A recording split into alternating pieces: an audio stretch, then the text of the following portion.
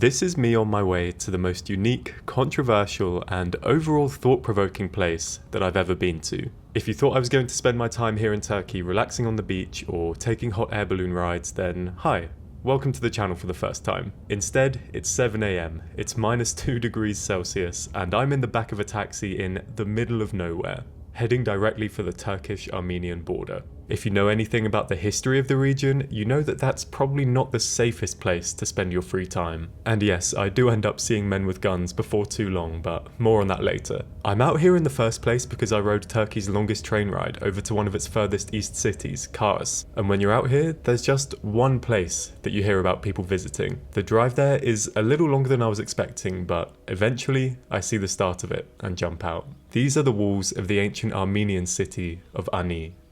First mentioned in the 5th century AD, this place has seen a lot since then, and now finds itself one of the icons of modern geopolitical conflict in Central Asia. Only a handful of this once great city's buildings are still standing today, and I was determined not to miss out on them while I was out here. So the night before, I had arranged a price with a local travel agent to get a drive out, a 2.5-hour stay, and then a drive back to town, which sounded like enough time, given what I'd read from other people who'd visited the site, but I was about to find out that I could have stayed there all day. What on earth? Places like this don't actually exist, right?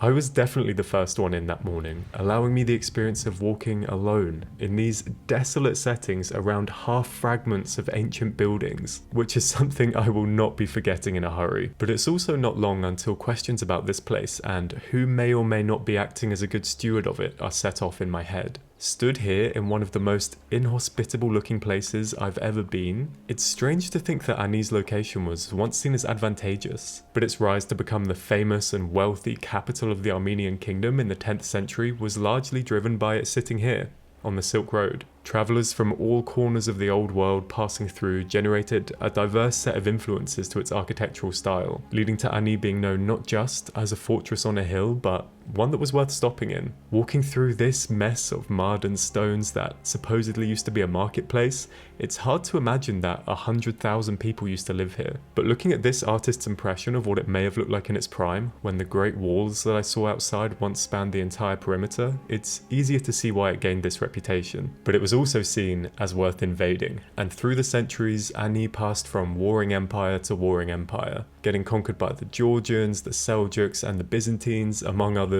But it was a raid by the Mongols, and a devastating earthquake not long after that really spelled the beginning of the end for what was once described as the city of 1,001 churches. That figure has presumably always been an exaggeration, but even today, all these centuries later, there's one in particular that catches my eye. One of the better preserved examples of Armenian architecture that's still freely standing in Ani today. This is the Church of St. Gregory. The site of this small chapel, still standing defiantly on the edge of a cliff in front of the mountains after all this time, is hard not to interpret as a proud symbol of ancient cultures that refuse to be forgotten. I'm absolutely freezing just spending a few hours out here, so the idea that people who lived in such a harsh and windswept place as this still found a way to create stunning religious monuments that would be appreciated by people over 1,000 years later is quite a moving one. The inside is sadly not immune from graffiti, but getting the chance to step inside of a building like this, standing in the footsteps of the ghosts of Central Asia past, is still, frankly, unbelievable.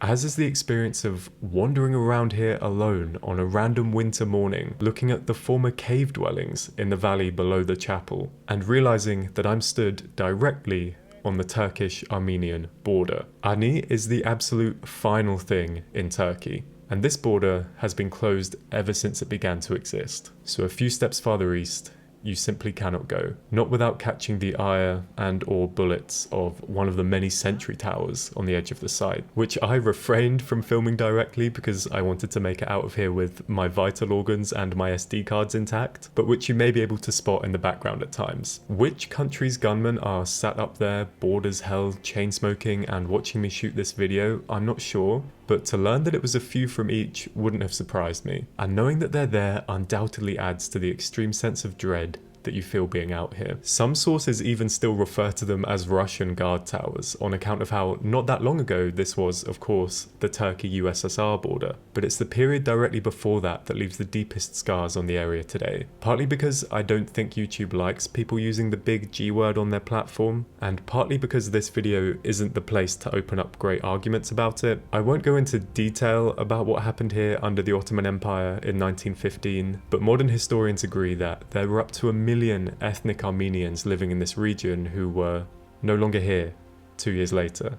Perhaps a better euphemism, by way of showing that it's still complicated, would be to point out that the Wikipedia page titled Armenia-Turkey Relations is longer than my university dissertation, and to leave everybody to make their own minds up about its contents. As I also leave you to make your own mind up about how Armenians must feel knowing that this historically, culturally, and religiously significant place now sits within the modern borders of a neighbour with whom they have such bad blood. The popularity of the Armenian poem "Let me see Ani before I die" does give us a hint, but given how permanently this border has been closed, it seems likely that such longings remain a fantasy for most. And Ani isn't even the most egregious example of this cruel divide. Mount Ararat, considered sacred in Armenian culture, sits just 40 miles from their capital, on Turkish soil. After the collapse of the Ottoman Empire, a treaty was signed in 1921 where the modern borders for the area were negotiated. And according to some sources, the Russian representatives even specifically argued that they should be drawn in a way that leaves Ani under the ownership of the Armenian people. But this was ignored, and it seems that they decided to just put the border on the river, leaving the sacred mountain and this entire ancient Armenian city on the Turkish side. Looking down at that river today, you can see what presumably used to be bridges over it, whose current state seem almost too easy to exploit for a metaphor, and the ruins of even more Armenian chapels that are on the wrong side of the border by a matter of centimeters. But when you learn that one Turkish general claimed in his 1930s memoirs to have once received orders to, quote, wipe Ani off the face of the earth, it's not surprising that the site would not be considered when drawing the borders. As sad as it sounds, if that's true, it's presumably to his refusal to do so that we owe the fact that whatever is still standing here is still standing here. The decades since have seen looting, vandalism, and yet more earthquakes, but its current status as a UNESCO World Heritage Site visited by the odd tour group is hopefully doing some good to help it survive. There's not a great deal of information to read when you're here, which is definitely one of the more curious aspects of its current stewardship. But even the fact that this place is opened and operated as a ticketed tourist attraction by Turkey gave me hope that it was being looked after, with the entrance fee of 180 Turkish lira, roughly $6, presumably at least going partially to the conservation of the ruins. The Armenian press, however, are not content with simply calling for Ani and Mount Ararat to be returned to their territory again, and instead go so far as to accuse Turkey of neglecting and even deliberately mismanaging the remaining buildings here.